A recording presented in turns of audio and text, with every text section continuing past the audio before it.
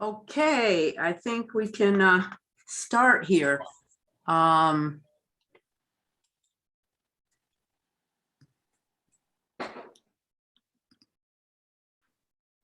Okay, I think I have everybody.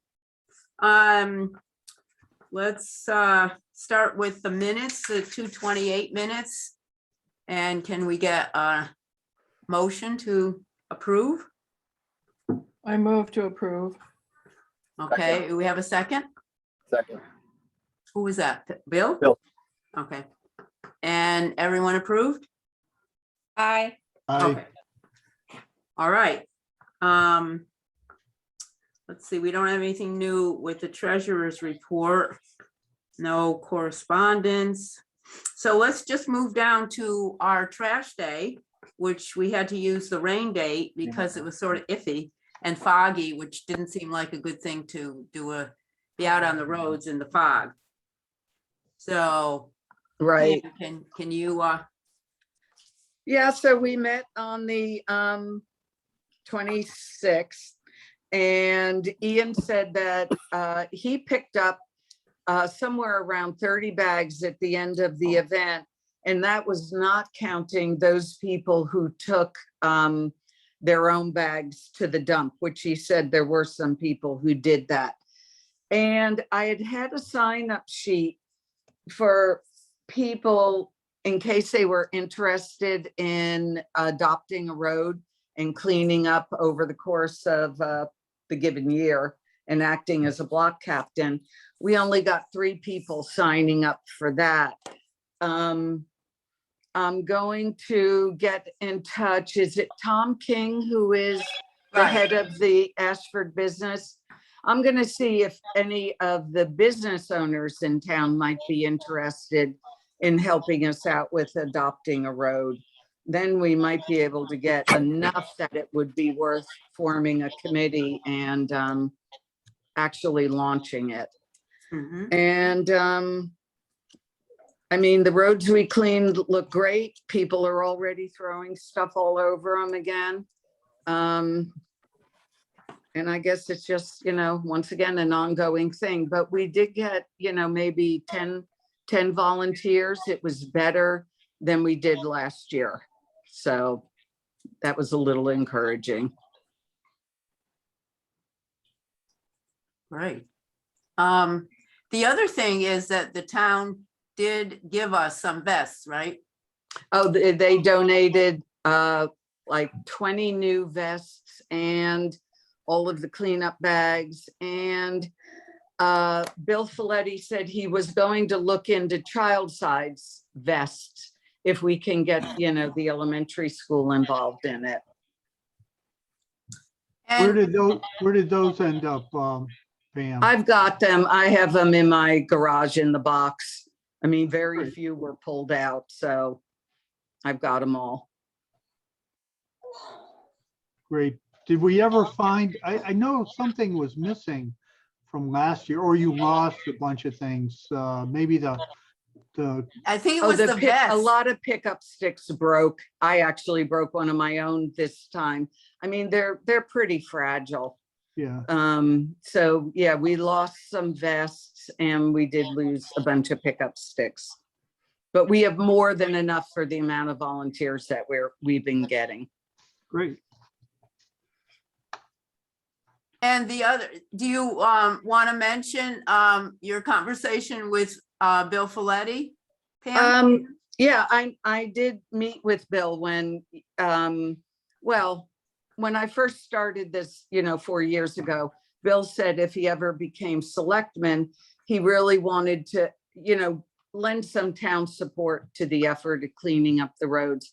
So he asked me to come in and meet with him, and he told me he'd be donating more vests in the bags. And he is the one who mentioned the adopting a road thing and asked if I would like to head a committee that would organize it. I told him, depending on how many volunteers or how many people were signing up as being, possibly interested in, I get back to him. And I still have to do that, but with only 3, I'm going to tell him we're just going to keep working on it and trying to drum up more support. But, you know, he is very interested in this and wants to help us out with it. So that's encouraging. Yeah, and Christine, you had that lovely picture of that little kid. Very Yeah, the young, little looks boy. like Cute. me. He's adorable. Yeah, I sent it to you, right? Yes. Yeah, we got it. Yeah, and I took some more of some other of the pickup day, so I can send you a couple more, so. But Okay, yeah, so that's she good said- because we'll she put, said yeah, she said we could use it in the Citizen. okay, great. We'll put that in because I think that would be a great poster for next year, right? It sure Of would. Doing Yeah. It that would.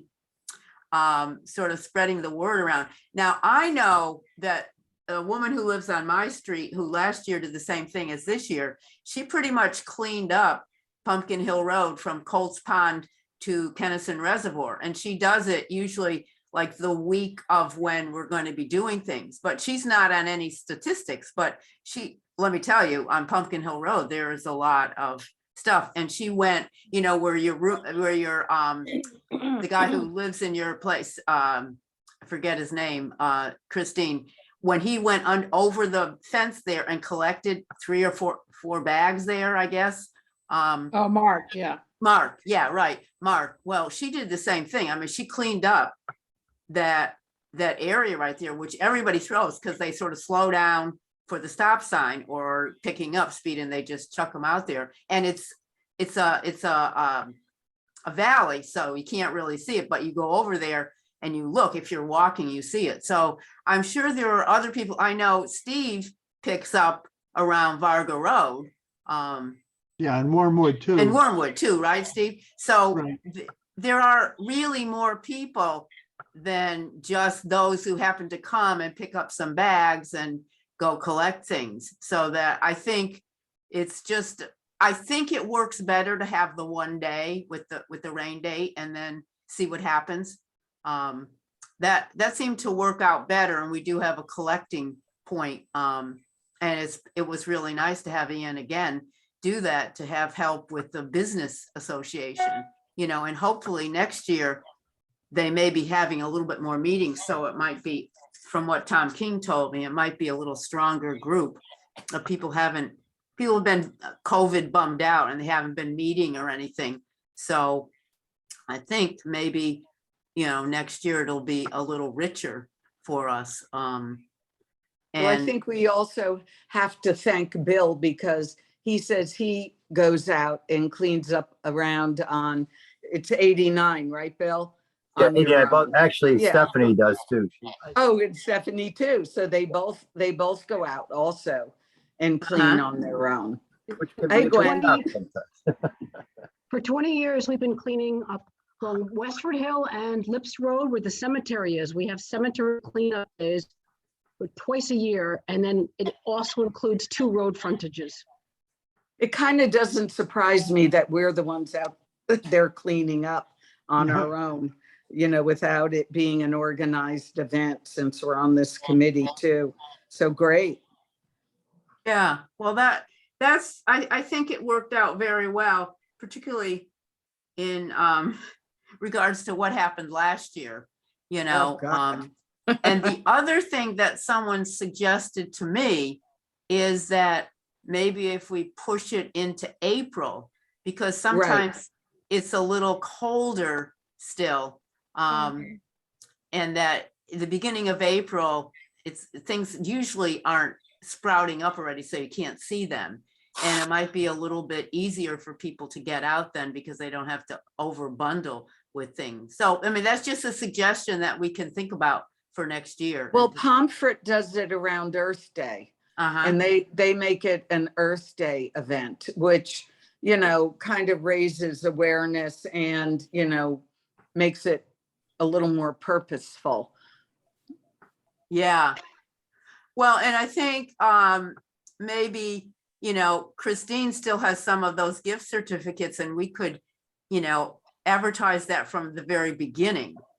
Yeah. That Right, Right, that there's gift certificates so that people would know. And particularly if we're gonna try and target some of the kids at the school, that might be an incentive for them to use that. So it seems that that might be a really helpful thing to look at and see if we can get that going, sort of like learning as we go along, and Right. that can really help. And I think the fact that for 2 years in a row, Ian and his family have been there, or at least parts of his family, and so everybody drives by and they see the table are and the things all lined up and the kids running around. It looks like kind of a fun event, that kind well, of thing. he says he needs it for his mental health as much as anything.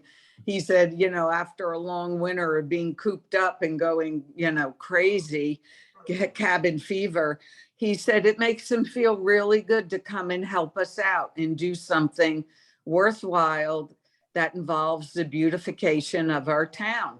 It Yeah. just, it really, he said it to me about 3 times, how good it makes him feel to help us. So I was pretty impressed that he said that. Next time he needs to bring his truck, though. I know, Truck is but big, a I big, think, cool thing.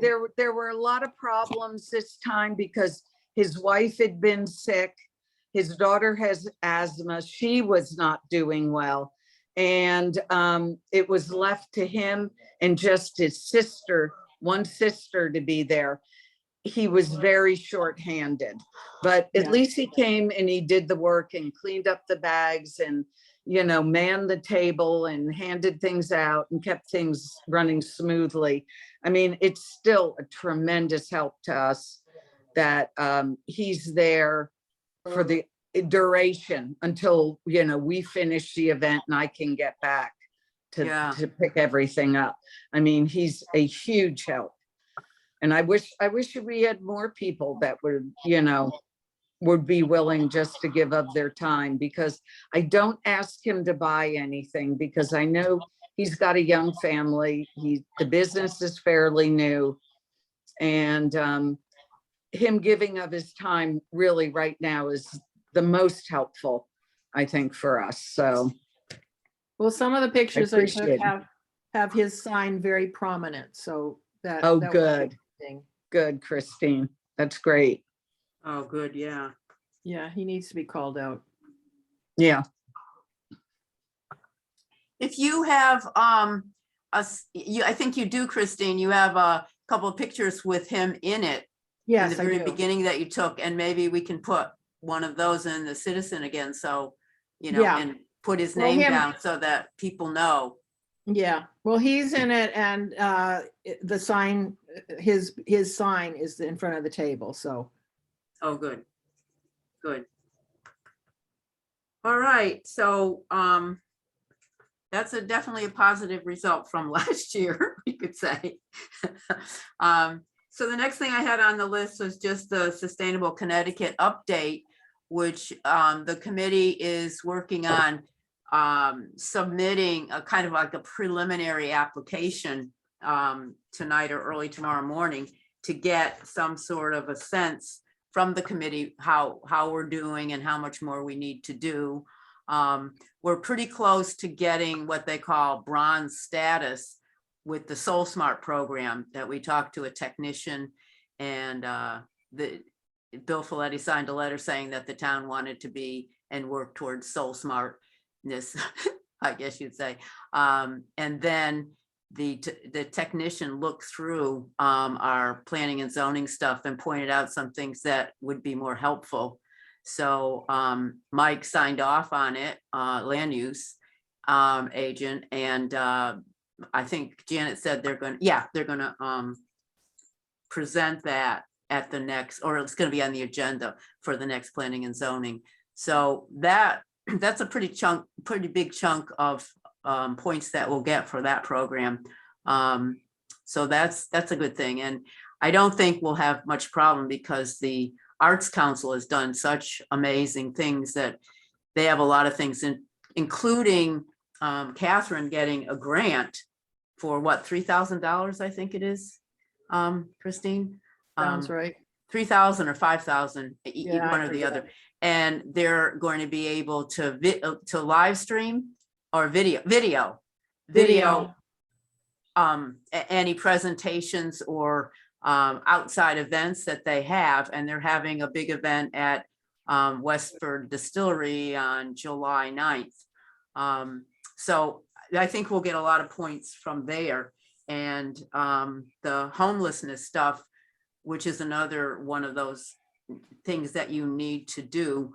We're going ahead on that, and the the director of the senior center, Kit Ives, is going to be the homelessness liaison, and she's agreed to go to a couple of trainings on that from the homelessness network, which is called CAN, Connecticut Access Network, I think it's called.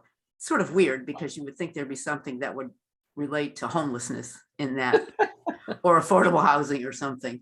And then the other thing that should be taken care of is that there was a presentation at Planning and Zoning about affordable housing.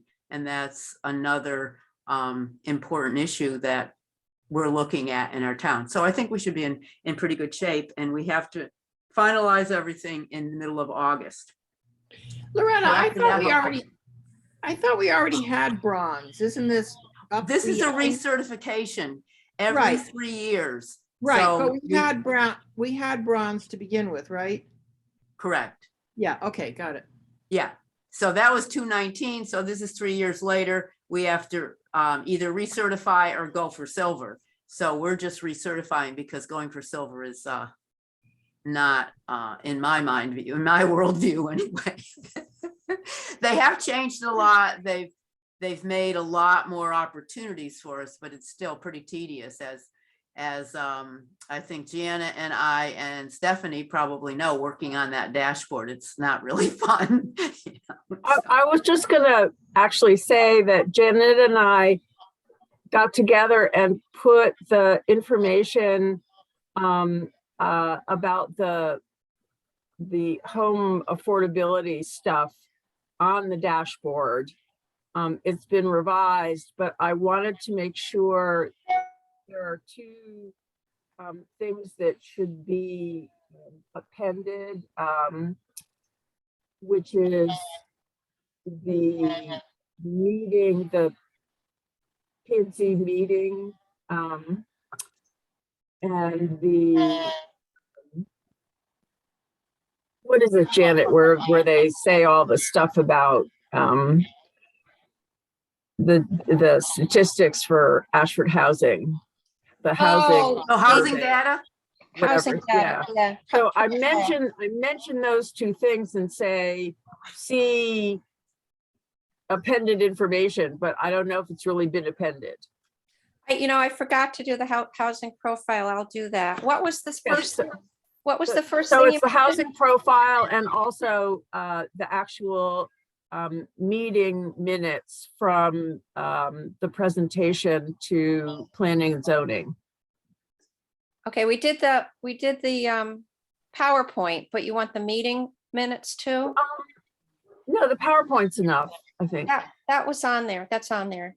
Okay, Janet, I just think checking. in the PowerPoint is the housing data.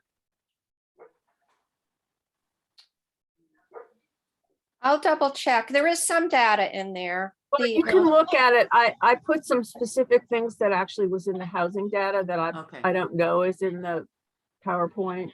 The Mhm. housing data, yeah, that housing profile has more Okay. details in it. Doesn't hurt to put it in. Okay.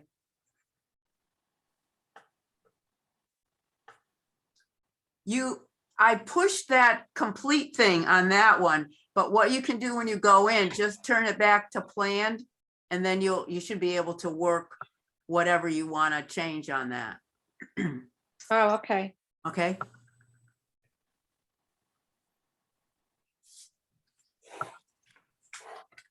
Okay, so the next item on the agenda is follow-up on, we had two presentations, our last two meetings, we had two presentations about agriculture and use of agriculture and how we as a town support agriculture and support conservation, et cetera, et cetera. So I wanted to follow up on that. And in the process, I think Christine, right, made a proposed amendment that was, I believe, sent to planning and zoning. Yes, and it's on their next meeting. And so it'll be on the agenda. So I think it's important for us to talk a little about that. I also wanted to share an email that Art Talmadge from the Ag Commission sent us. He sent it last Monday, but that was because we were going to have the meeting then. And he said it was fine to share it. So I just wanted to share this with you. I cannot tell you how upsetting it is to see people arguing over things that they have a shared passion for. I know and am friends with many on both sides of this current debate. The conversation we should be having now is how do we feed ourselves in a rapidly changing climate, threat of global pandemics, world unrest, and skyrocketing costs. As the climate changes, farming must change with it. The old ways are certainly becoming less and less feasible. Change is scary, and we fear what we do not fully understand. We must not dig our heels in and say no to change. What other options are there? We all need to eat. I cannot make tonight's meeting. If you and the Conservation Commission would like to continue this conversation, then let's get the ball rolling. Please feel free to use this note in your discussions this evening. Thanks. So that's kind of a beginning point here. So I can open it up and people want to give feedback or thoughts or questions or concerns, whatever. Could I just give a short summary? of the Oh, yes, amendment? excellent. Very good. Thank you. So I think you all got copies of the text of the amendment, I'm hoping. So it came about after listening to several recent discussions about large-scale agricultural operations that may be the wave of the future in Connecticut and Ashford. It became clear to me that there's something like a loophole in the town's zoning regulations. It seems that because of agriculture's preferred status in Ashford, which I absolutely entirely embrace, supersized buildings could be built on farmland after approval of a site plan by only one person, the zoning enforcement officer. By contrast, a special permit must be sought for 19 potential uses in the residential agricultural zone, including schools, churches, daycare centers, farmers markets, farm stands over 200 square feet, that's 10 by 20, cemeteries, and farm wineries, distilleries, and breweries. Apparently, these uses are presumed to have potential impacts on the community that are important for the town to assess diligently. The special permit process ensures that the Planning and Zoning Commission as a whole is enabled to assess whether the structure or use fits within the overall objectives of the town, that the particular site for the use is an appropriate site, and that potential impacts on the community, infrastructure, natural resources, and the environment are fully evaluated by the entire commission. So this amendment includes 8 words of text that adds agricultural buildings over 10,000 square feet in area to the list of special permit uses. A 10,000 square foot building is 1/3 the size of a football field. It would seem common sense to require that a supersized building on farmland be evaluated as carefully as a new school, church, cemetery, or 8 by 10 foot farm stand. All of these may be important additions and may be approvable after careful scrutiny by the entire PZC. Adding supersized buildings to this list would seem to follow the spirit of the special permit regulations. So that's why this is in. Okay. Thank you, Christine. Yeah, I'd like to agree that this really is just a common sense amendment. As it is, a building that, a 10,000 square foot building is, it's a very big building. There aren't many, there are only 3 that are over 10,000 square feet in Ashford. One is a cow barn on Kennerson Reservoir Road, the Molnars own. I think it was built in 1978. Another is the horse arena on Bevington Road, which is 20,000 square feet. That I think was built in 2010. There's a horse arena on Wormwood Hill Road that's 11,500 square feet. And these are really large buildings. This isn't your average barn. And I would also point out that that's three buildings since 1978 that meet the criteria that Christine's amendment proposes. It's not like there are many buildings that would be affected by this. Just as a for instance, I think it was mentioned in the ag meeting that, you know, greenhouses, Sean Patrick's might be affected, but in fact, Sean Patrick's greenhouses, which are pretty big, are 2,500 square feet. That's, you know, even that is a fairly large building, and that would be considered a permitted use. 10,000 square feet is quite large, and it, you know, a lot of things happen when you build a building that's that big. You know, there are drainage issues because it's got a substantial roof. It's a large building. It has an impact on view shed.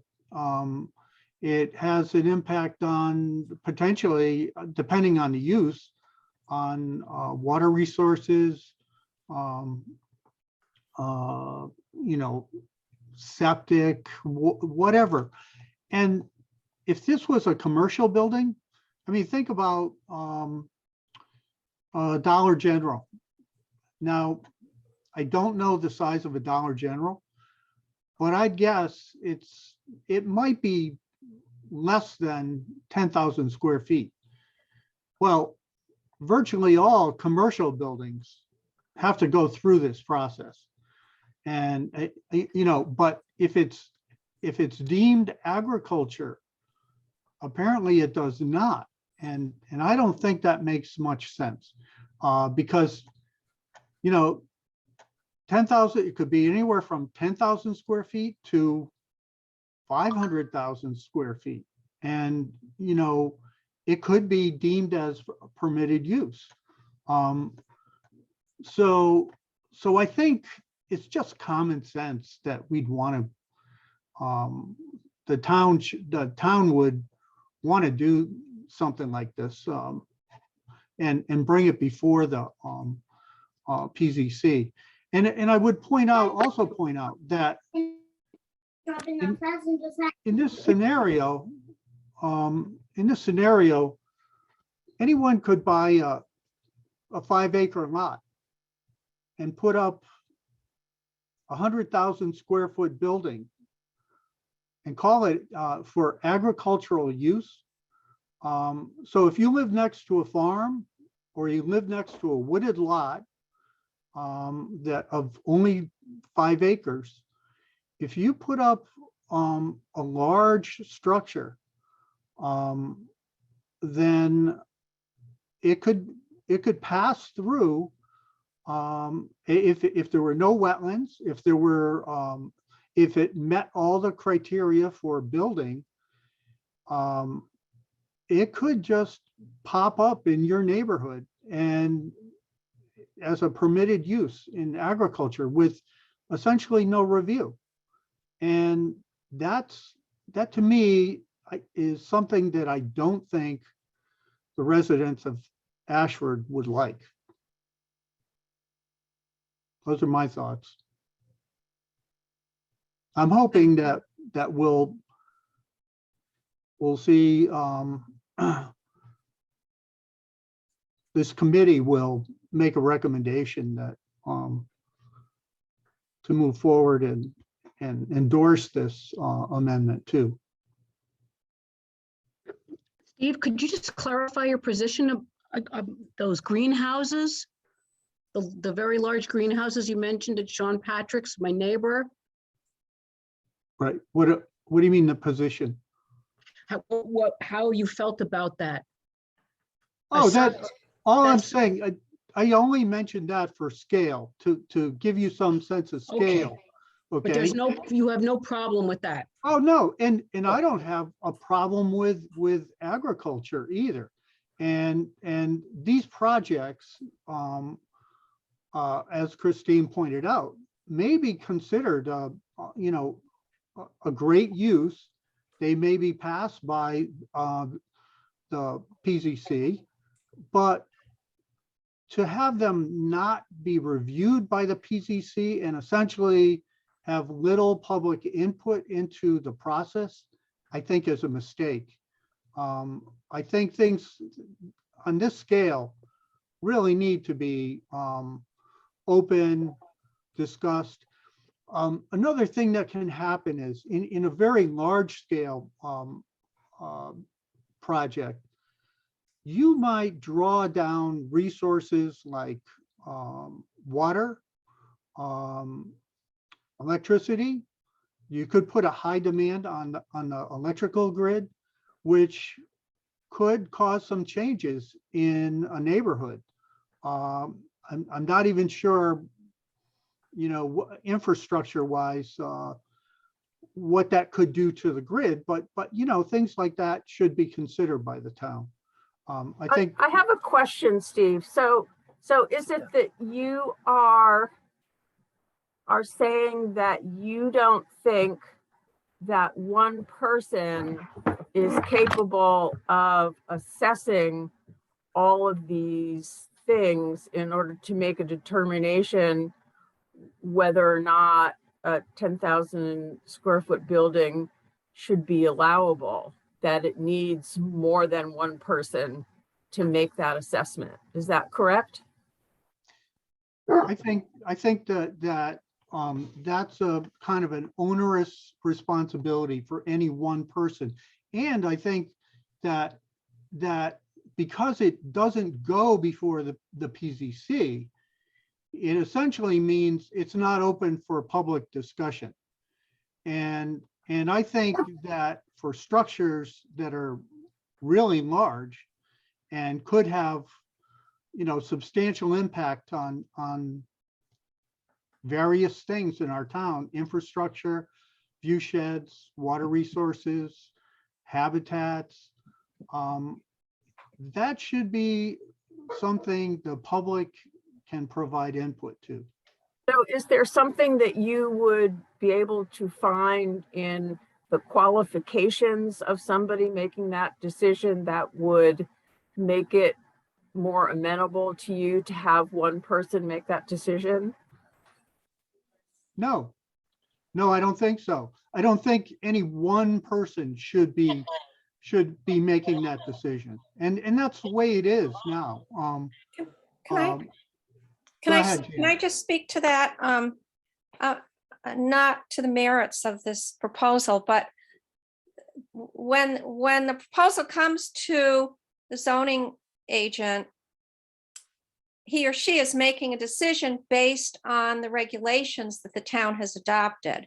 So even though that one person looks like they're making the decision, they're following the rules and regulations that the zoning commission has adopted and have gone through public hearings. So while I understand that your issue with it, you also have to realize that that they're not making a decision without a lot of parameters to them.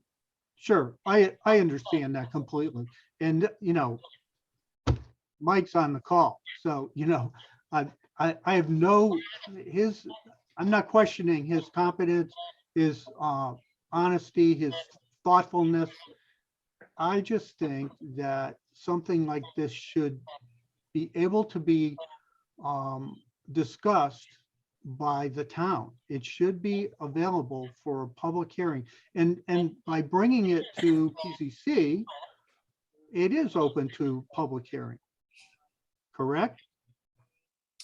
Well, it's open to Public comment, anyway. public comment, yes. Right. And if there were some objections or considerations that the broader community might have for a structure that large, then they could be discussed. And it would still be the PCC's purview to pass or consider differences as a result.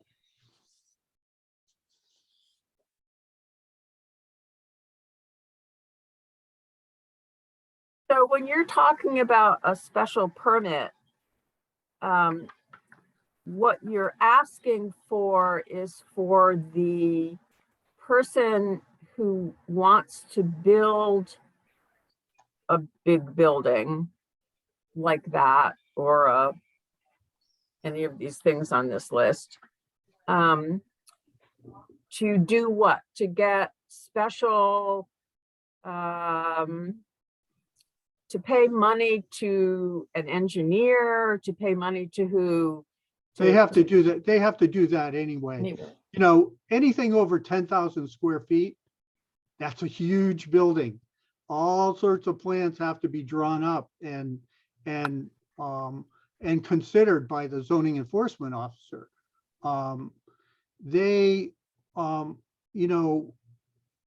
permit, I think, costs an additional $330, $250 application fee. And now think about it, a 10,000 square foot building probably costs a minimum of $250,000, probably more. So I don't think it's a cost issue. It could be is it a time frame issue? Well, I suppose the applicant could argue that, but things like this are long in the making. They don't just pop up overnight. It takes a while to draw up plans. They have to, they have to consider things like drainage, septic, water use, all those things. And, to add a month or two to the process shouldn't be a big deal. So And- what you're questioning is to have just the availability of the town to comment on it, That's correct. because all these other criteria appear to be in place Yeah. from what you're saying. So I'm not familiar with planning and zoning at all. Yeah. I've become familiar with a lot of things that, have to, with zoning regulations, with process. And it's really interesting. And what I find, anything commercial, if it was like I said, Dollar General, if it was a gas station, if you were building a building for manufacturing, it almost wouldn't matter what size. It would have to be approved by PCC. But if it's considered agriculture, It does not. And that I don't think is correct. I think there should be a size limit. And think about it. They require a special permit for a 200 square foot farm stand, but nothing for something over 10,000 square feet. That doesn't seem right. And which takes up way more space. And, you know, has a much greater impact on the farm, the environment, habitats, view sheds, all those things. Well, do you know the thinking behind why it's different for an agricultural space than a commercial space? Sure, I think, you know, they want to give farmers breaks.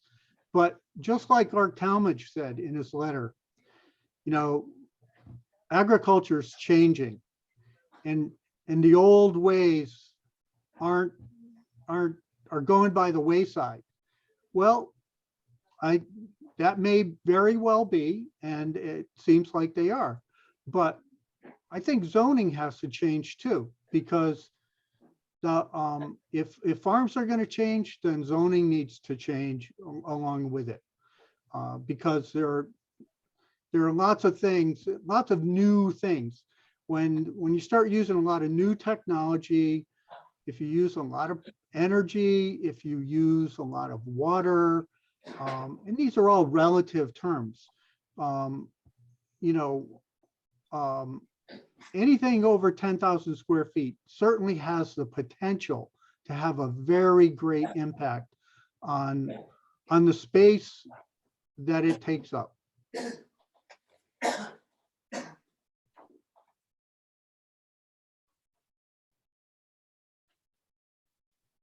Are there other questions?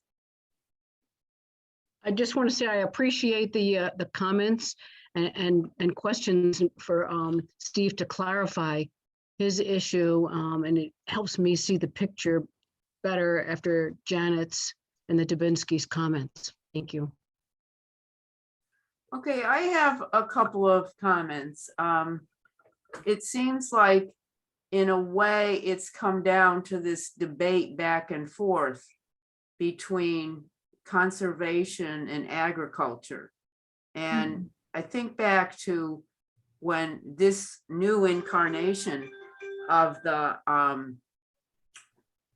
Conservation Commission got started. One of the first things that we did was to create the Ag Commission. And it seems now that there may be a difference of thought process. And it doesn't seem to me like we've really talked with the agriculture people to see where they're coming from and what they're talking about and what is the new face of agriculture and how does that impact, and how does conservation and agriculture meet somewhere in the middle to really discuss this, to come up with some practical solutions. I mean, to be sure, agriculture, I'm sure, is very different than it was 30 years ago. And one of the things that was mentioned with Art's email is all about the changes in climate. Now, one of the things that as a Conservation Commission that we've done is to support local agriculture, and the farmers market will be starting in May, its 16th year. So we've been very much in favor of agriculture. And I know that last year was a really hard year for farmers because there was so much rain that many of the farmers lost a lot of money because they lost crops. And the whole squash, particularly winter squash, was a lot destroyed. And there's not a lot of margin for farmers to absorb those kinds of losses. So it becomes then, I think, Steve, you mentioned this about, you know, the town really wants to support agriculture. And so how do, it's a question, I think, it's an issue that we need to discuss. how do we support agriculture and keep farmers in our town? And also take care of our land as best we can, given all the major changes that are happening. And how does all that get put together? So it seems to me that's really where we are. And I don't think it's simply a matter of looking at the regulations. I think it's how do both of these perspectives come together and talk about it, and not fight about it, but talk about it and share the experiences and see how do we be more mindful of what we're doing with our land. I don't see us fighting about it, Loretta.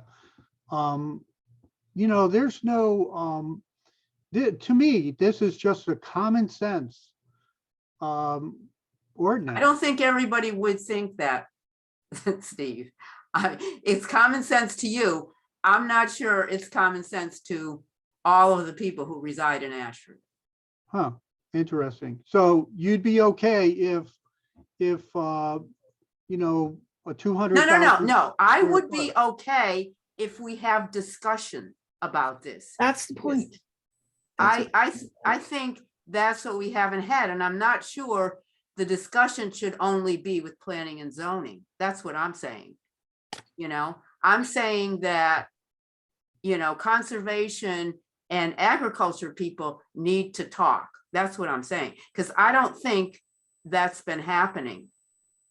I think there's lines that have been drawn, and in my mind anyway, we're coming up with this arbitrary number and saying, okay, here's this number. But I don't think that solves the problem. I think the problem is, how do we inform everybody? Now, I don't know the impact on the land of a very large building. Right. I think that a large building like an Amazon warehouse would probably have way more impact than some other building. It depends on the building, right? I think a building that was producing toxic waste is going to have more of an impact, and so I don't really know enough about really the future face of agriculture. I know what agriculture is like right now and the farmers that I know and what's happening. But my sense is that there's a lot of resistance from the Agricultural Commission about putting out this restriction on the building. And maybe it needs to be bigger, maybe it needs to be smaller. I don't really know. But I don't think that, for me anyway, to make a recommendation about something to planning and zoning, I want to know what I'm making that what's the basis of that? And to say, what is the impact on the land? I mean, I think that needs to be discussed. That every large structure has to be reviewed. And that's, I think, in my mind anyway, Gianna, you could maybe correct me, I think that's what the land use person does, of looking at that and seeing, I mean, if this is going to result in pollution of the Mount Hope River, it doesn't seem like that should be allowed, right? I mean, am I wrong on that, Janet? Loretta, I agree with you, and I don't believe that any farmer is going to do something to his land that is going to pollute it in the long term, because it doesn't serve the farmer or anyone else. So I don't think it's doing something in bad faith. I think that everybody, while we may have different interests, we ultimately have the same goal, is to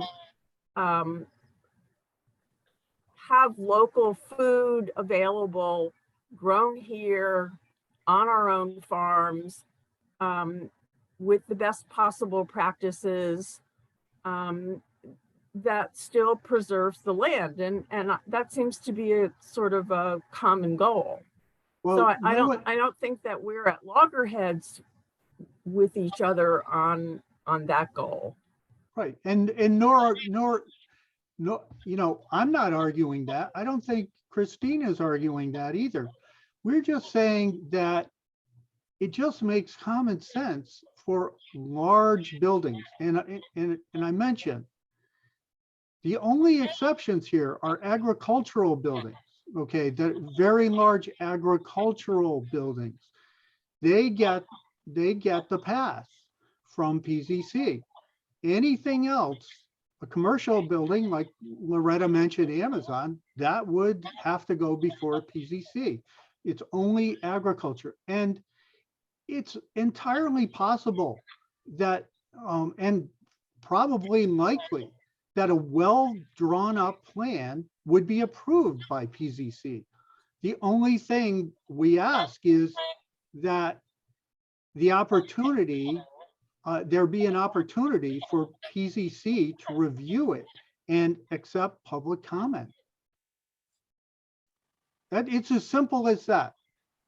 This is not anything against any particular project. We just think a large scale project and 10,000 square feet is big.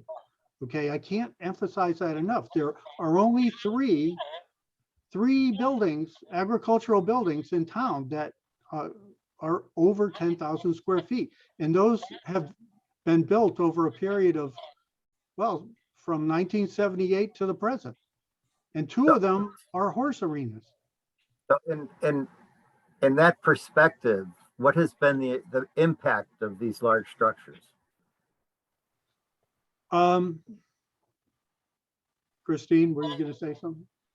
Oh, probably relatively negligible because they were planned well and they were thought out. Well, that's what, but don't any new structures being built have to go according to, they have to be planned and they have to meet certain criteria in the construction of the building, right? That's right. Their plans have to be approved and go through. Right. They yes, they do. They have to meet certain septic requirements, drainage, all those things. But Sorry. go ahead, Gwen. I don't think that there should be an arbitrary number. I agree with Loretta. I have seen much larger scale buildings like this, agriculturally oriented, for Eastern Connecticut Conservation District, where I'm on the board, and I've listened to wonderful, well thought out plans. So I would not go by numbers. I think if there's a good plan and it's agriculture, it's good to discuss this, but I wouldn't want to just rule it out based on an arbitrary number.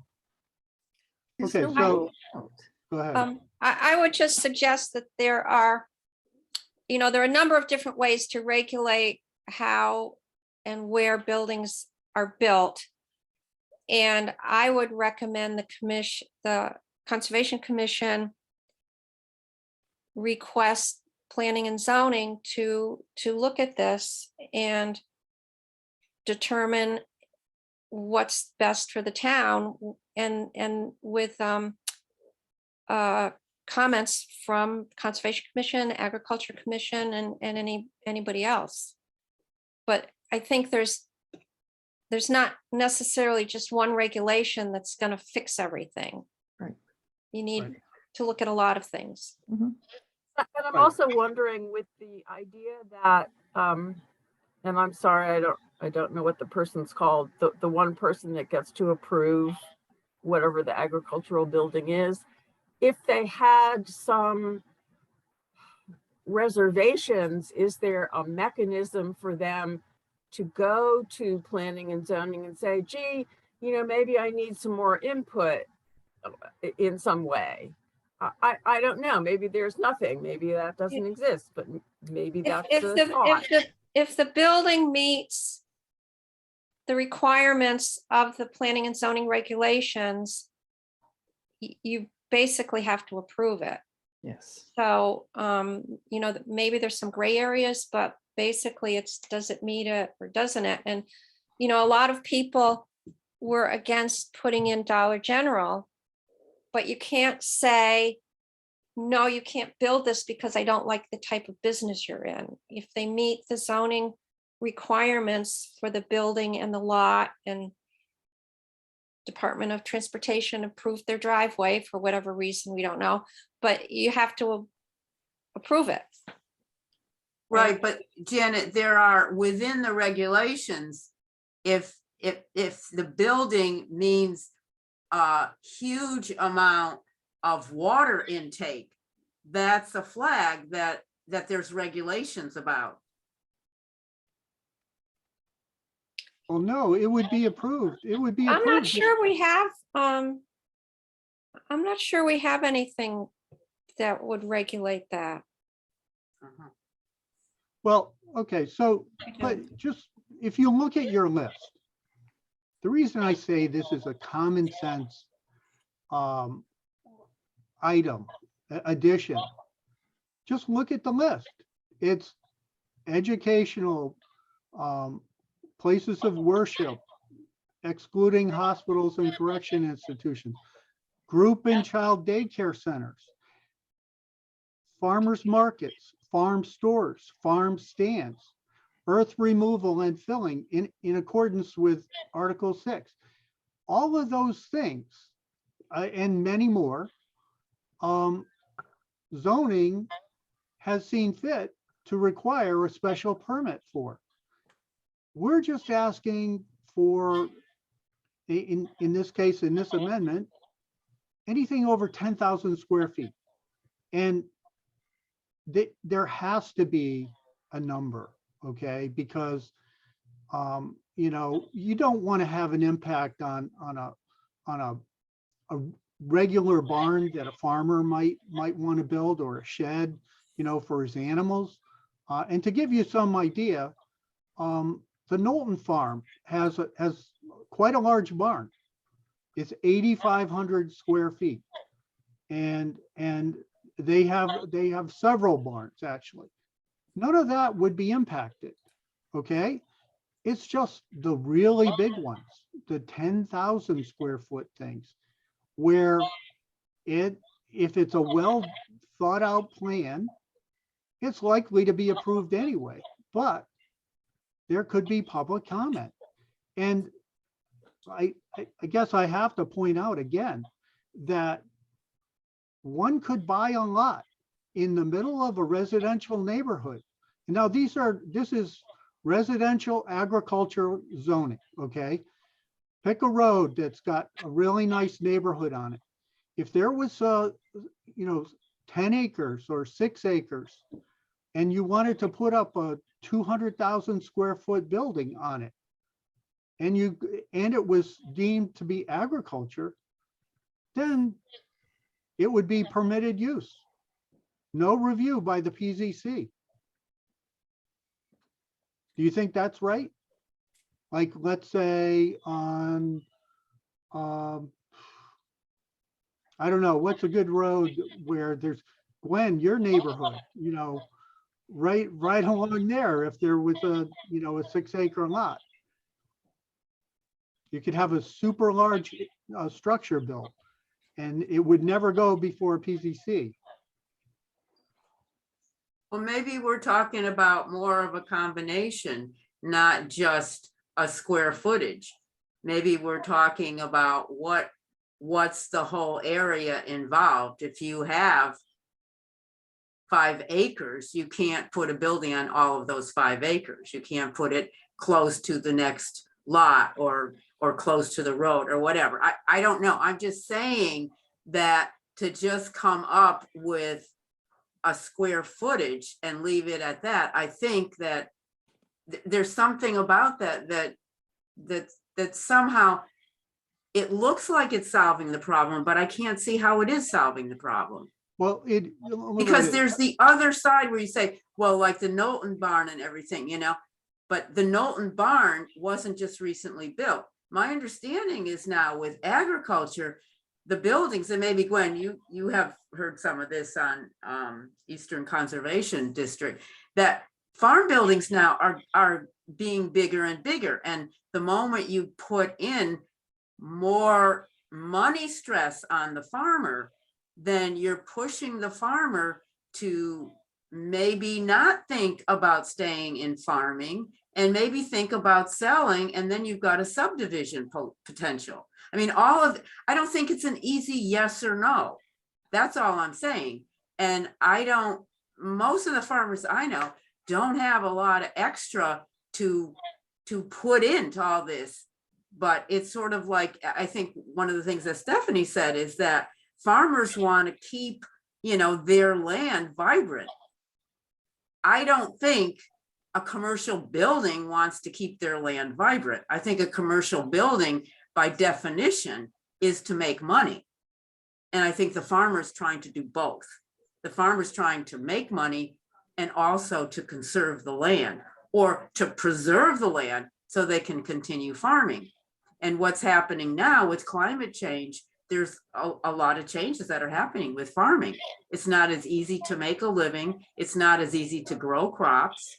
There's a lot of severe weather changes. So that's why there's sort of like this push in farming to do more inside farming, whatever you want to call it, in some sort of, most of the farmers I know have hoop houses now. And Yeah. because of that, they extend their growing period. Right, and hoop houses are probably, 2,000 square feet at the most. We're talking 10,000 square feet. We're talking a minimum of probably $250,000. We're adding $320 in permits to the cost. Maybe 2 planning and zoning meetings just to make sure everything's good. Now, all the other things have to be done. The plan has to be reviewed. Mike would still be, the zoning enforcement officer would still be reviewing it and working with the Planning and Zoning Commission. And it, like I said, it would likely be reviewed. Please don't mix up, scale matters here. It matters a lot because, these are big projects. There's a lot of money behind them. Anything 10,000 square feet. And that's probably why that number was chosen. Because you don't want to impact, small sheds or chicken coops or things like that. But, by contrast, a 200 square foot farm stand does get reviewed. It requires a special permit. Is that such a big deal? It's no different than that for a This is an farmer that wants agricultural- to sell food. This is an agricultural area with a rich agricultural history. I mean, that's basically, it grew out of the ag college in this whole area. And this is something important to the people in this area. And do we want Big Brother to come in and for this last area and say, no, you can't do this because of this? And that could kill a lot of dreams for people. And there are trends now towards bigger buildings for farms. And I've just heard the plans for this, and I get grants to help these farmers do this through ECCD. So I mean, Yeah. it's good to look at all sides of this because it's complex, and you just can't just like jump at a conclusion without looking at all the sides. And I'd like to say, as far as the size and just coming up with one size, so if you're building a 10,000 square foot building, you need to get a permit. But if you're building a 9,500 square foot building, you don't, which has basically the same input. So looking at it, perhaps percentage of the lot or setbacks. I mean, there's other ways to look at regulating buildings other than Well, just those are all part of a regular plan anyway. Any plan that's over 10,000 square feet, you can't be within 20 feet of your lot line or whatever it is. That's just those are things that happen anyway. Well, you could look at maybe bigger buildings need a bigger setback, you know, things like that. You know, there's a, I think we have to be really cognizant too of unintended consequences. And I think it was Loretta who brought up the fact that if you put a number, and the only other number on this list of 20 things is a farm stand over 200 square feet. Everything else lists a purpose for the building, not a number, not a square foot area. But the fact that if, and I'm afraid that agriculture may look at this as a penalty. And what Loretta said is, you know, farmers are hanging on by the skins of their teeth to make a living. And if they decide, hey, you know, it's not worth it, this is just one more thing, and sell their land, and then you have development, for example, that's an unintended consequence. And I think we need to step back and maybe do what, I don't know, Janet suggested or somebody suggested about, you know, maybe looking at regulations, because none of us have a, well, I don't at least have much of a clue about, you know, how, what happens and how that happens. So I would be at a loss to make a valid recommendation at this point. Well, I would point out that, okay, so let's use another scenario. What if a large corporation came into Ashford, bought a 100-acre lot and decided, I'm gonna grow, you know, I want to put up a building that's going to grow, you know, pick a crop or a substance. And I, you know, I'm not a poor farmer, and this could be done. You don't have to be a poor farmer to want to do agriculture in Ashford. If I want to do that, I just buy up a 100-acre lot. I meet all the regs, and then I build 1 million square feet worth of complexes on my 100 acres. So, you know, as much as I sort of sympathize when I hear, oh, the poor farmer, there are some people that are poor farmers, and there are others that are not poor farmers. So you should be aware of that. You know, this is to protect everyone in town from sort of arbitrary use of the land. And 10,000 square feet is a large building. It's a large building. No poor farmer is going to put up a 10,000 square foot building. They need a lot of money behind them to do that. So not everybody in town is poor and farming, or is a poor farmer. There are people that, you know, make a reasonably healthy income, and some people are gentleman farmers. And there are grants to supplement. And this is what we do at Eastern Connecticut Conservation District, because they can't afford that huge barn. And we come up with the grants to help them, but we do it in an environmentally sound way. And the septic and the drainage, all of that is planned out. They get help. Right, and that's great, Gwen. That's really good. And I'm sure that those kinds of plans are well thought out. They're, you know, it's great they get funding, and it probably goes to people that need it. But, you know, all we're talking about here is scale. It's just scale. And all we're asking for is review, not denial. Right, right.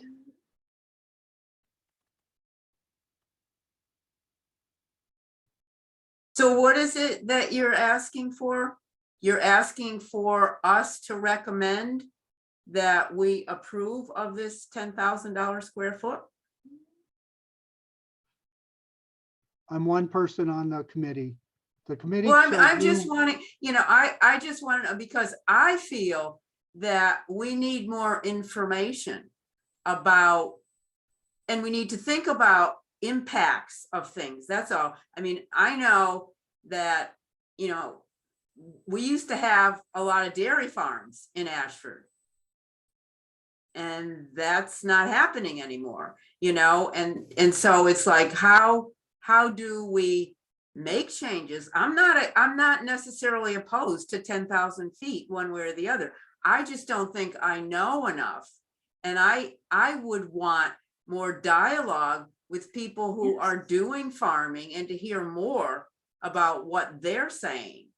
And I want to talk with them about some of the concerns that you've expressed, which are valid concerns. I'm not saying they're not valid. I just am a little edgy about just saying, yeah, this building size, there needs to be a special permit, and that might be a detriment, and maybe it's not large enough. Maybe it should be 15. I don't know. I have no idea. I just feel like I don't really feel I have enough information to make that statement right now. Yeah. Or to Well, offer. here's the thing you find out when you start doing, when you start talking about planning and zoning and land use in general. Uh-huh. The clock ticks. The clock is ticking now on this regulation. It's before PCC. PCC's next meeting is, I believe, next Thursday. Is that right? Or this Thursday? Monday. Next Monday. Okay. It's good. This amendment is going to come before them, and they will have to discuss it. And then something will be done. And there's a whole process, and that's true of any plan that comes through the land use office. Okay, there's a clock that starts ticking once a plan is submitted. Certain things have to happen. It's a legal process, and it's very, very procedural. So it's hard to have the luxury of time in a lot of these situations too. And I think, Janet, you know that too, right? There's a process here and it's, things like this have to happen in a certain time frame. There's state statutes around that. Well, yeah, and I don't know all the rules. I don't know all the procedural rules, I'm afraid, but there will be, I believe, a public hearing about it, so people can come and voice their opinions. Or I guess it'll be on Zoom. You can go on Zoom and voice your opinions. That would come after planning and zoning's meeting, though. Or during the meeting, yeah. Yeah, so yeah, the comment period, the clock's ticking now, and you don't have a whole lot of time to research this, I guess. But know this, and everybody can review the last Agricultural Commission meeting. It was discussed there that they were going to make a recommendation to PCC, and a lot of things were mentioned as concerns to them. I suspect there's a letter that's going to be submitted by them to PCC.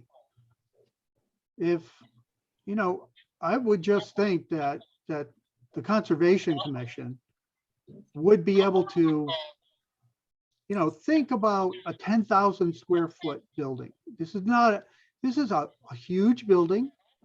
And, to me, I can't say it any other way. It's just a common sense regulation, if you ask me. And it's one of the only ones on on buildings associated with agriculture. It's just size. That's all. And it's not against farmers in Ashford. We might be concerned about farmers or corporations. I can't emphasize that enough. It might not be local farmers we're voicing concern about. It could be corporations with a lot of money behind them that just want to use our land and have no investment in the community. Why wouldn't we want to take a look? Why wouldn't it be a good idea for PCC to take a look at what they're proposing and not leave it to one person, and let not leave it to one person and let the public comment on the plans? Well, maybe then, Steve, you've talked about something that might be a recommendation that as a Conservation Commission we could do is send a letter to Planning and Zoning and saying, this is an issue that we've discussed and we have a lot of feelings both ways on all this. And we would recommend that Planning and Zoning take some time to look at this and have a public hearing on this issue. Sure. Because then that would involve anyone who was interested to come and say their piece. And then it's sort of like, if anyone has any issues with that, it's like, well, you have had the opportunity. And what we're saying is basically that we trust that Planning and Zoning is going to look at this thoroughly and carefully and to see both short-term and long-term impacts. And I think what Stephanie said about unintended consequences of all this, because it seems like this is something to consider, that's all. Sounds like a good idea. Yeah, but also point out, there are people and corporations can use our regulations against us. That can happen too. And we should be cautious about that. And like has been said, Art Talmadge said it. Things are changing. You could have corporations building large structures on easy to acquire land, protected land, with virtually no oversight, only because it's agriculture. I shouldn't say no oversight, but a lot less oversight than any other commercial building would get. Mm-hmm. Can I hear from what other people think? If I'll comment, one thing is that I was not thrilled that the Dollar General or whoever we have down the road here was built. And I did go, I guess, to a meeting about that. And ultimately, it was built because of what Janet said, was that it met all the requirements that they needed to meet. And there wasn't any comeback for that. The only thing that could have happened other than that was if we had different regulations, and we don't. The regulations are what they are. So whether you have one person or a group of people looking at something, and I'm not saying that one is better than the other, but the regulations are what they are. If Planning and Zoning chooses to modify or change regulations in order to prevent or accommodate something, then that's a different issue that we're not addressing. Just saying. Oh, do you mean things like things that are outlined in the plan of conservation and that are mentioned in the amendment? Things like preserving rural character, things like that. I mean, that's the kind of thing that I think a commission, multiple people are better at reviewing it, and not any one person. You know, and opening it up for public comment, you know, kind of reinforces that. You know, these are sometimes subtle things. Rural character, I mean, what is that? You know, it's not a real tangible thing. It is, you know, there are characteristics of it, but it's a little less, it's more subtle and less tangible. So I think that having it go before a commission, having a commission hear from the public, if the public was really concerned about a particular thing, and it might upset, let's say, it might destroy, some structure might destroy a very popular piece of habitat or be adjacent to some historic site or whatever that might be. I think it would be good if the public had an opportunity to be heard. But because it's deemed agriculture, and it's, you know, less than 10,000 square feet, or in this case, could be any size. In the current case, it could be any size. It would not get reviewed.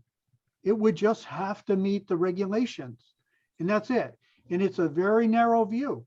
Did it meet the regulations? Yep. Okay, then it's permitted.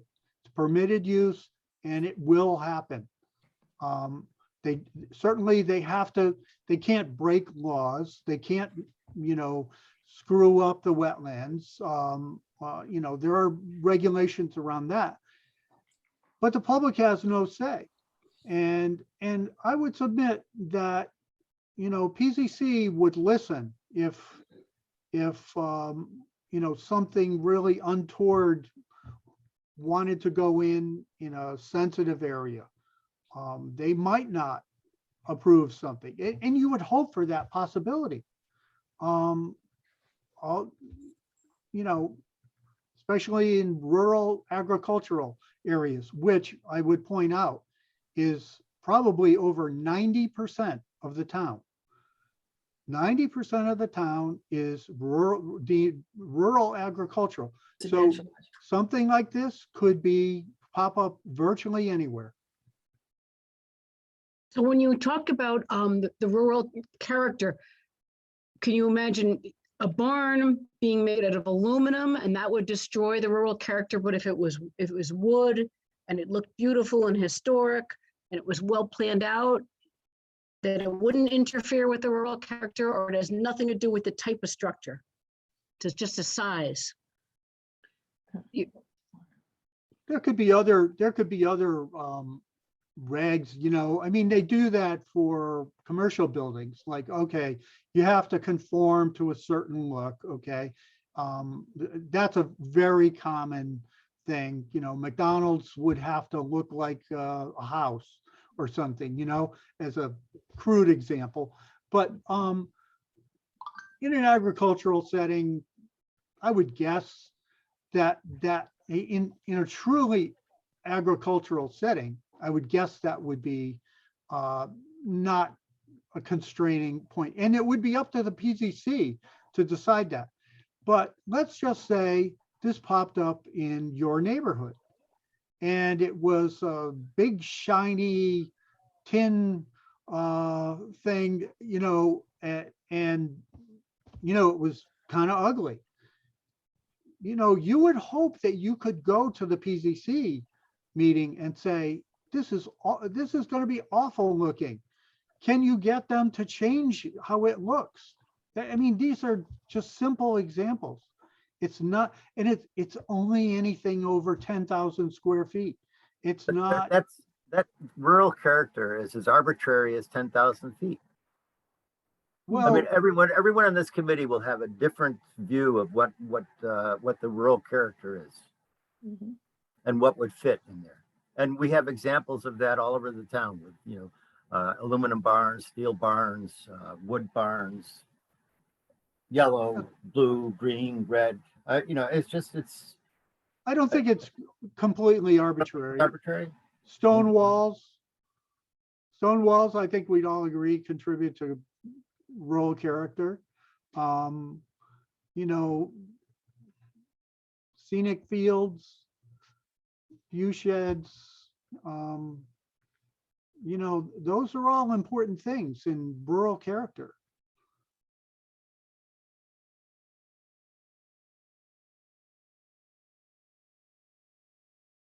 And I don't think 10,000 square feet is arbitrary. It's a number, We have but it's a three huge number. structures in the city, in the town, that are bigger than 10,000 feet. And when I asked you if they have any serious impact, and you said probably a positive impact. I didn't say probably a positive impact. I Said no said bad impact. because they were cited properly, they were well thought out on the land. What if they weren't? Then I think people should have a say in it. An opportunity to comment on it. That's what the regulations, that's what the building permit is supposed to do. Yeah. Well, I look, unfortunately, I have learned more about building permits, zoning regulations. It is just like Janet said. Does it meet the regs? That's it. That's all they care about. And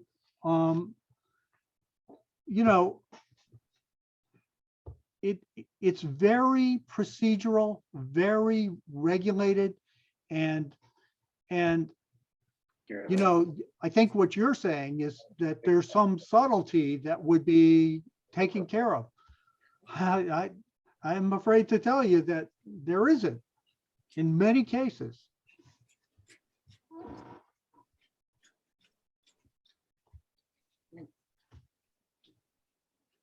Christine, you've been surprisingly quiet. Do you have anything you want to put into the pot here? I'm not sure. I'm sort of recusing myself because I Oh. think I should. Oh, okay. All right. I mean, I guess I could clarify one thing that I think I would just encourage people to read the amendment and read the rationales that are presented in it, because some of the rationales have to do with the POCD and conservation and habitat and things that this commission cares about. And the other thing I think I'd like to clarify is that bringing it to the board, to PCZ, requiring something to be brought to PZZ allows a discussion of possibly changing where the site is or changing certain aspects of it, as opposed to just being a permitted use. If it meets the regs, it's in. Is that correct, Janet? That PCC can then have some discussion about it, whereas the zoning enforcement officer doesn't really have the opportunity to have a discussion about it. You're muted. You're muted, Janet.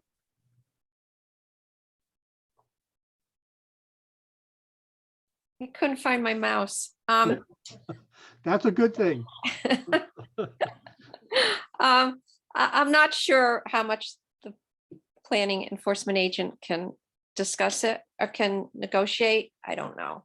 I've only been on the board when we dealt with Dollar General, and I know when they were looking to get approved, when we said you can't have a mansard roof, we want a gable roof, they're like, oh yeah, we can do that.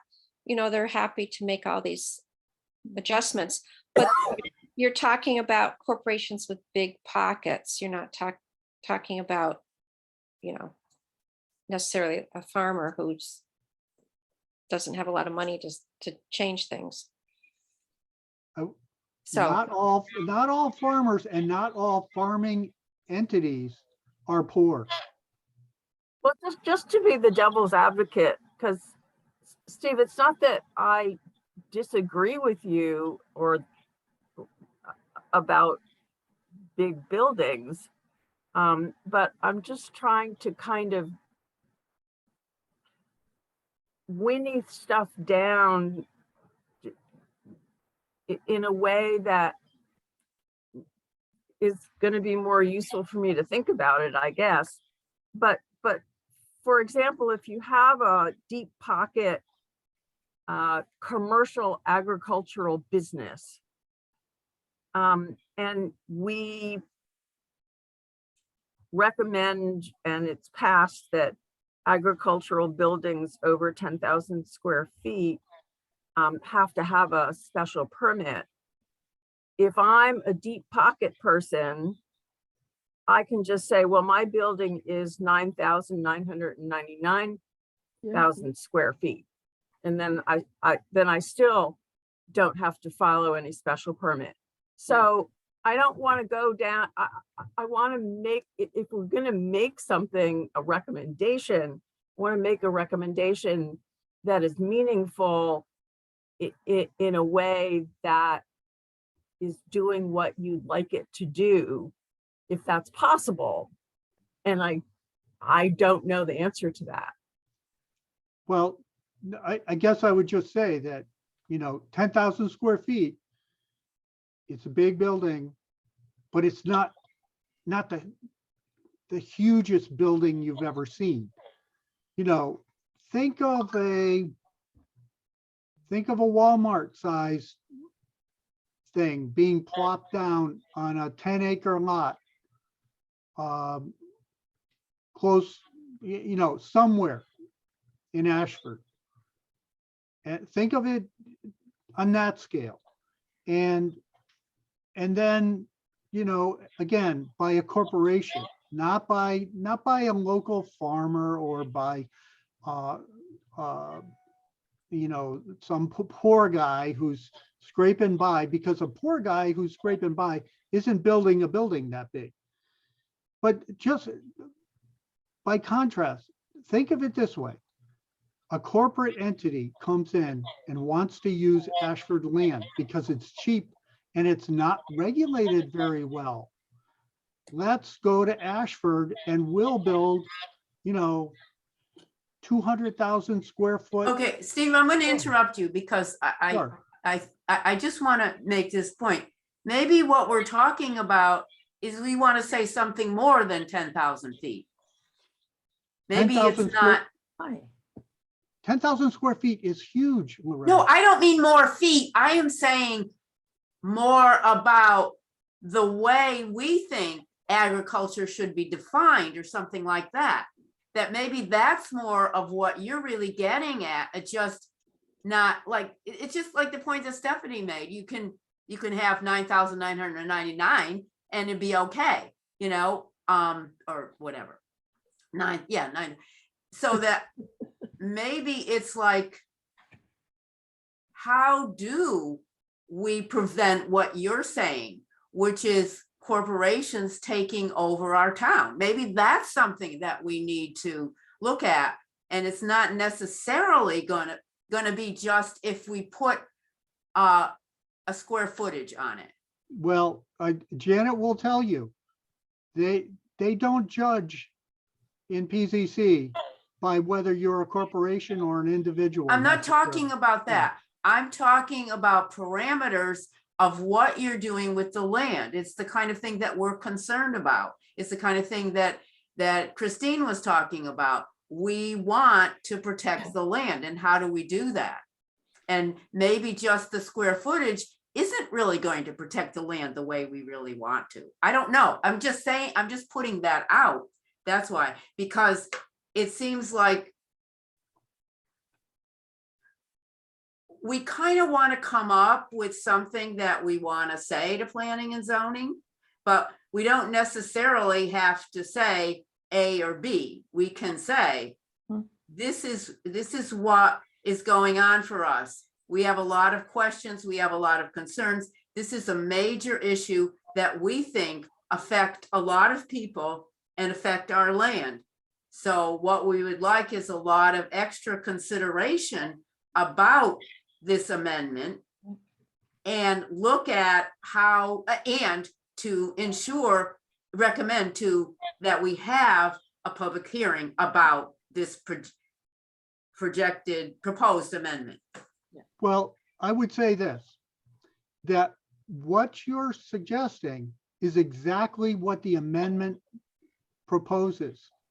It sets, call it an arbitrary number, but I'll keep coming back to it. 10,000 square feet is a big building.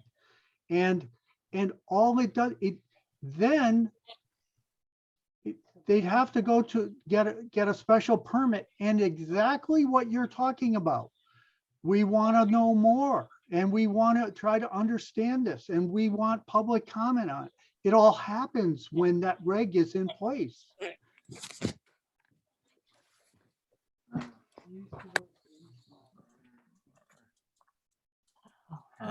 You know, it's kind of a, Mary says, use the word benchmark. So yeah, 10,000 square feet is a benchmark.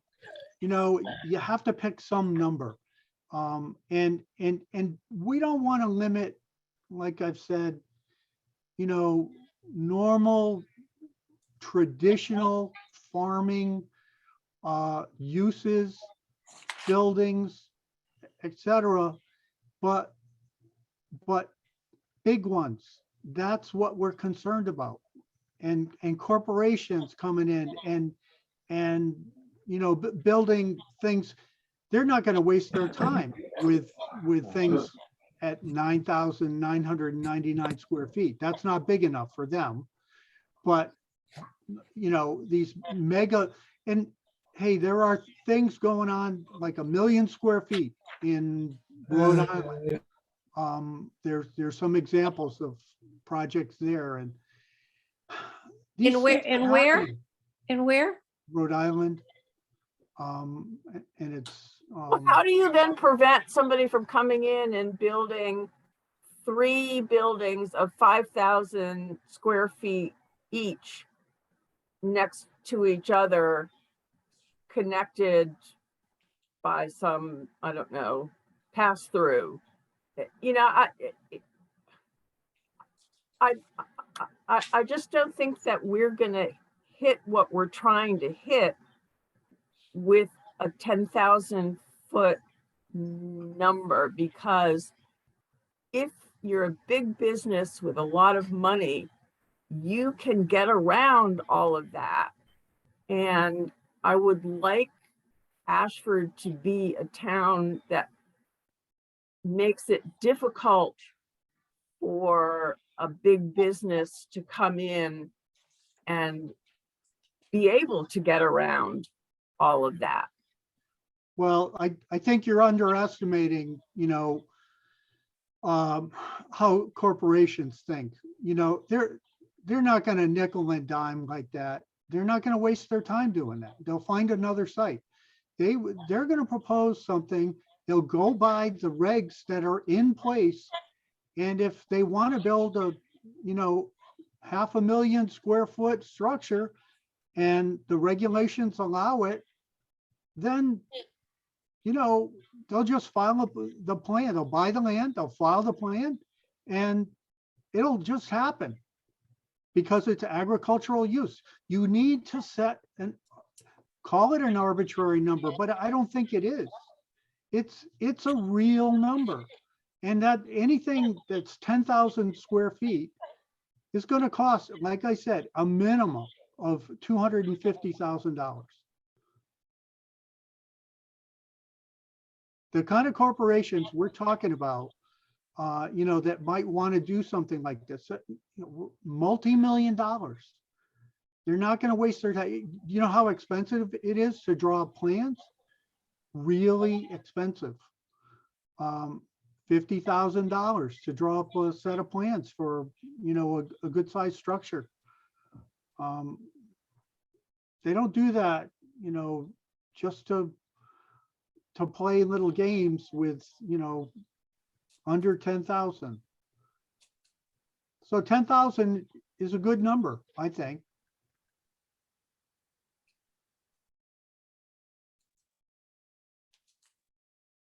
Janet, have you ever seen anybody come in and try to do something like that?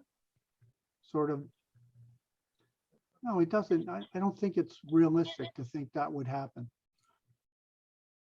Oh, it seems like maybe this is an opportunity to provide a place for education, because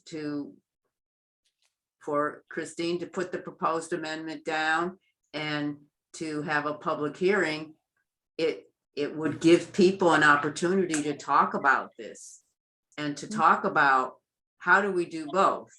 How do we encourage and protect agriculture, and how do we protect our land and continue to be able to have all the great resources that we have in Ashford? Right. Well, it's not negotiable at this stage, though, too, Loretta. There's an amendment before PCC.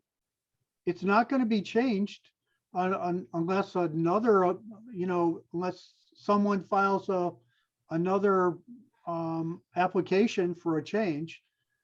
You can't change it once it's before them. Again, this whole process is very procedural. There's statutes that govern how it goes. And yes, there will be public hearing. Yeah, I'm sure that people from the Ag Commission and regular citizens will have some comments on the proposal, and I would hope that people here would be interested too. But it's going to follow a process here, and there will be some debate, and then PCC will they'll vote on whether to adopt it, right? Can I just say, I can't speak for the commission, but the commission, it's within its powers to decide maybe they need to look at the regs again. Somebody doesn't have to bring up a complaint over each issue, each statute in the regs. So it's not that maybe it'll be voted down, maybe it'll be voted for, and that'll be the end of it. But more likely, the more likely scenario would be that planning and zoning would look more closely into the agricultural regs, even though we did just write them. But this brings up issues that maybe hadn't been thought of before. Well, that'd be encouraging. I've not heard that. In fact, I've been a little discouraged concerning what I have heard about changing the regs. So I would hope that would be true, that Ashford PCC could realize that they may be a little vulnerable to certain things. Well,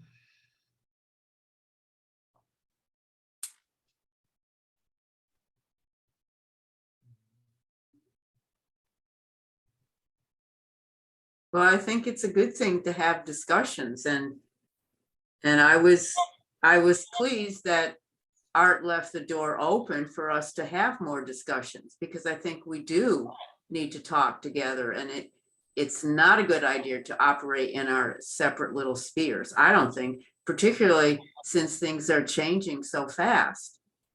And even regs that were just recently voted on may need some changing or relooking or re-examining, and that, that can be done. That nothing is in stone. I mean, that's why you have a P and Z commission to really look at that. And it's why we have all these separate commissions with people coming from a different perspective. But it seems like we need to know more about agriculture. Agriculture needs to know more about conservation, you know, and everything down the line. Inland wetlands needs to know more about housing. I don't know. It's just all over of looking at how do we interact with one another so that we can learn from each other about where we're coming from. You know, I mean, obviously you've learned a lot about regs and, you know, what land use agents do and all this kind of stuff, which probably most of us haven't had a lot of contact with, or a lot of experience with, because it hasn't come up in our everyday lives, you know, unless we were doing something like making a big structure or, you know, doing something different with our land or something like that, you know. But clearly, you know, in my mind anyway, what is agriculture now and what is not agriculture? I think that's not just a question of square feet in my mind. That's all I'm saying, you know, whatever that number is. I mean, you obviously, you know, came up with that number for good reason. I'm not saying that that's, you know, what I'm saying is it's not the end all and be all. I'm saying, wait,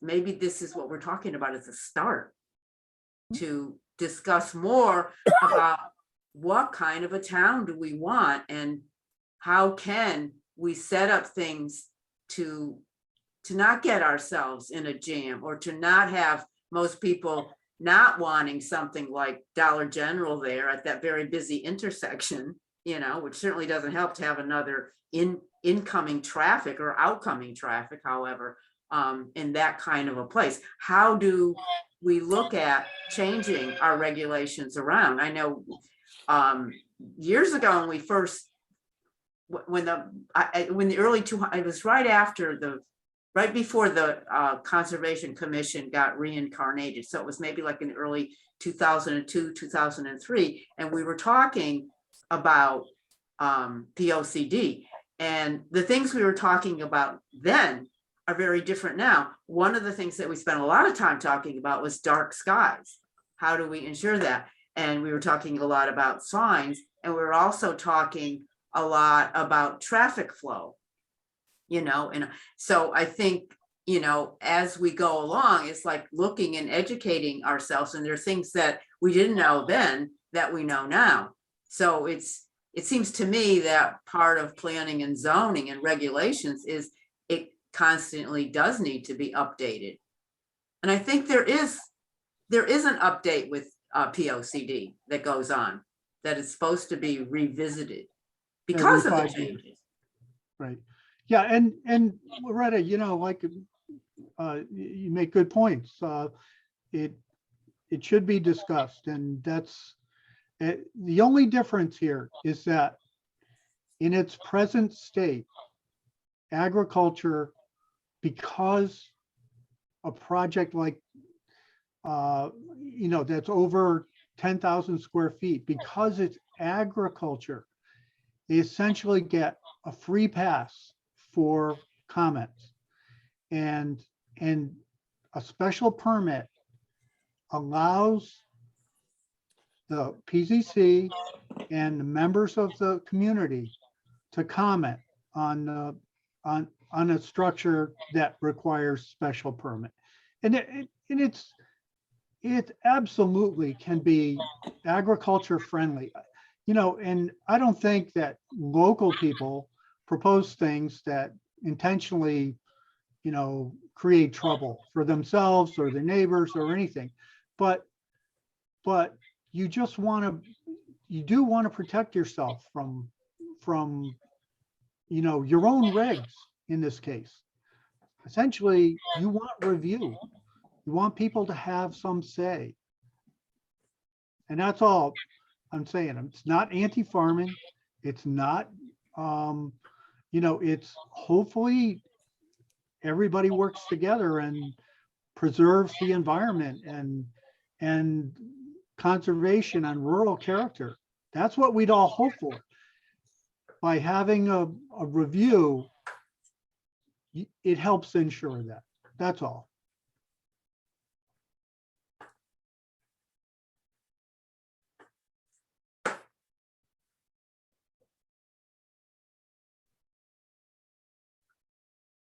I think I'll stop. You know, Thank you, Steve. I don't want to beat it to death, but you know, it just, you know, again, just think of some big corporation coming in and doing what they want in Ashford land, and they don't care about Ashford. You know, that's what we have to worry about. And I think we, you know, it's a small protection. Everything seems to be, in a lot of ways, if they just follow the rules, developers have the upper hand here. You know, all they have to do is meet the regs and not cause too much trouble. And, you know, their project will be approved. So just because it goes before PZC doesn't mean it could get turned down, or even should, you know? So just more community input. So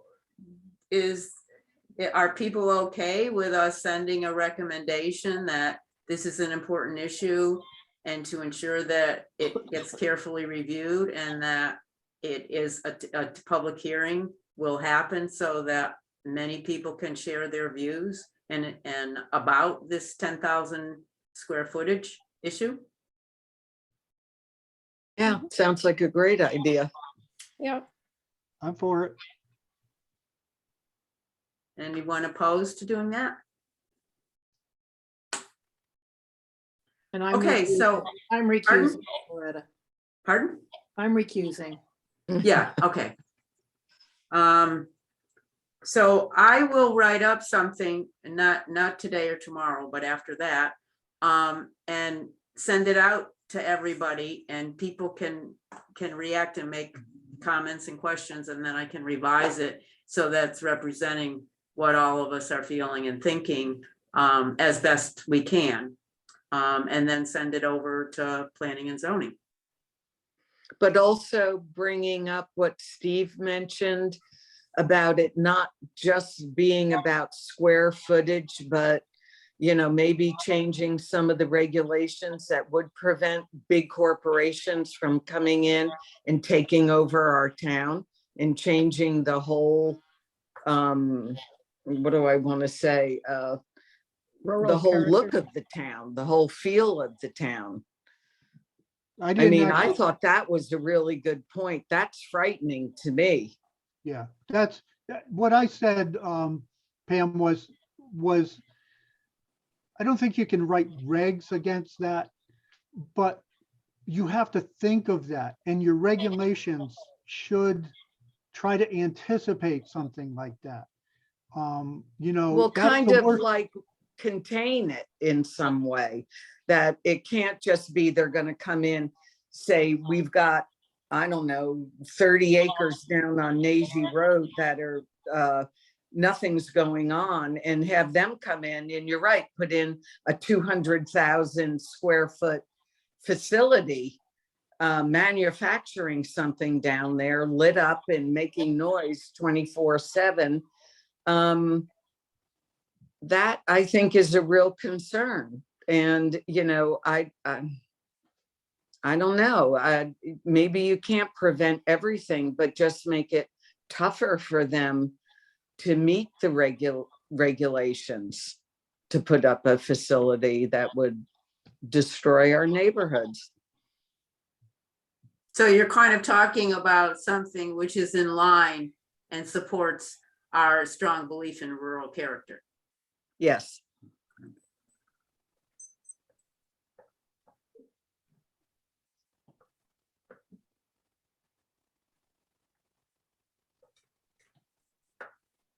Okay, it's almost 9 o'clock, and if does anybody else have anything that they want to add? I appreciate everybody's input and the fact that we really did have a good discussion, and I think that's important that we talk about it and think about it and make decisions, not just in the immediate, but for the future, for long-term kinds of positive outcomes that we really want for our town.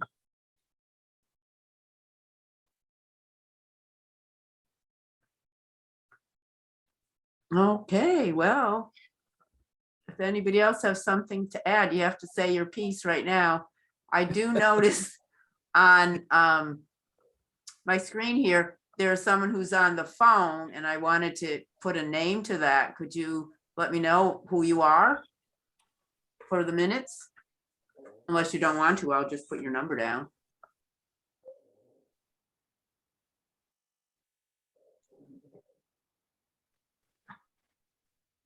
I talked to someone on the, who's on the Board of Ed, and apparently you can't make people identify themselves. Oh, okay. So I don't really know if that's true or not, but yeah. Okay, that's fine. The other thing I want to remind people of is that there's a budget hearing tomorrow night. Is that you can, it's on Zoom, so you can Zoom in and get to hear what's going on with the budget and how you feel about that and think about that. And there's a lot of information available around about the budget, and you can go to the town hall. There are budgets available, I believe, there. But Jen, I believe it's at 7. Yes, it's at Yeah. 7. And you can 7. submit written Letters. testimony if you so desire as well. Okay. All right. That's it for me, and signing off. Maybe we'll see some of you tomorrow night. Thank you, Loretta. Okay. Good night, everyone. Thanks, Good everyone. night. Good Thank night. you.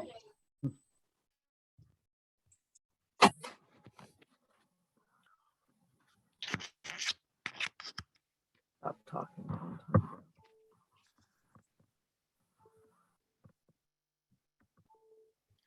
Come on.